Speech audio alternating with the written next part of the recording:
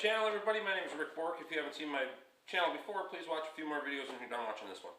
Once again, we are working on the old cattle trailer. Cause I'm a badass. And we're going to start putting sheet metal on the sides. We already got one side done. We're going to finish up this side. We're going to show you what we got going on. Sorry for my blah, blah, blah. So we got the tractor backed up to the garage. What works really good for the sheet metal is the 3-point bale forks. You can lay it across there. We're going to take and cut this piece off to 41 inches. We're going to leave it to 8-foot length. We're going to slide it in here. We're going to get tacked in. And we're going to show you the process of how I'm doing this. It's relatively simple, but we're going to touch base on it in the process of restoring this old cattle trailer. So let's get to cutting. One thing you probably want to do when you're cutting sheet metal in particular is use some earmuffs, because it's terribly loud and it'll save you the headache. Believe me.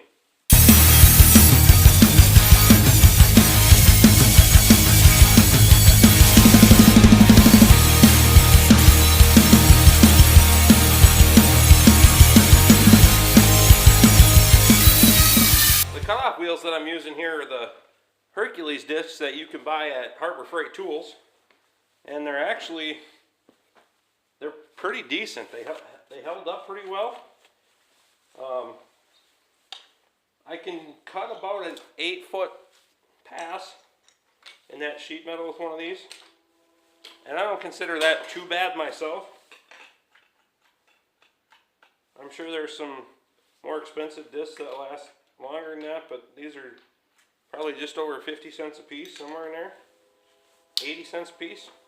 I'll take that all day long. Let's finish this up.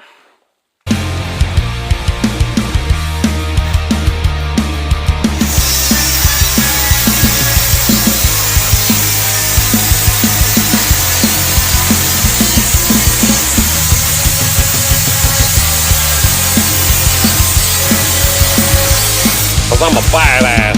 I swear to God I am. Okay, so we got our sheet metal slid in here.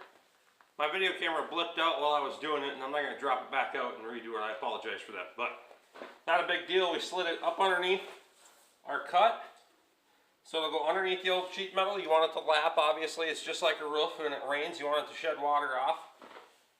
So right now we got it sitting in here free. A couple of vice grips along the bottom to hold it at the correct height.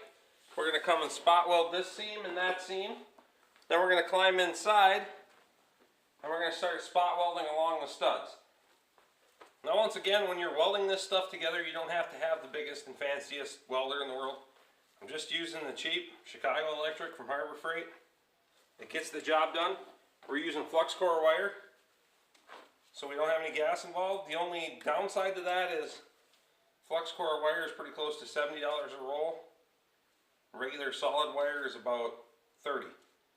But again, you don't have the gas. You're not wheeling something around. I can just throw this around wherever I need to put it. I'm not worried about it, so it was $100 at Harbor Freight. So what we're going to do is we're going to spot weld this down the side. We'll show you what we got going on. And we're pretty much going to wrap this video up for the time being.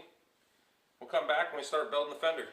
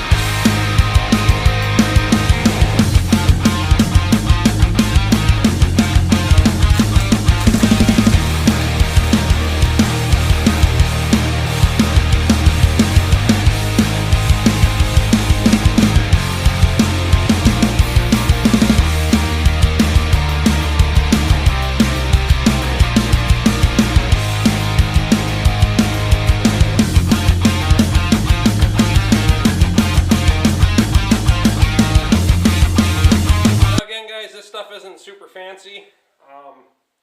It's not by any means precise fabrication. We are just making the best of what we have. We got the outside spotted on. We're going to go on the inside. I'm not going to bore you guys with doing a couple hundred more spot welds. So that's the sheeting on this. Come back when we put the fenders on. We're going to put the fenders on. We got to put a front on it yet. We got a lot of work to do. Wiring, all kinds of stuff. So there's going to be quite a few parts in this series. So as always, I do appreciate you guys watching. Like, subscribe, comment, and share. And we'll see you again next time.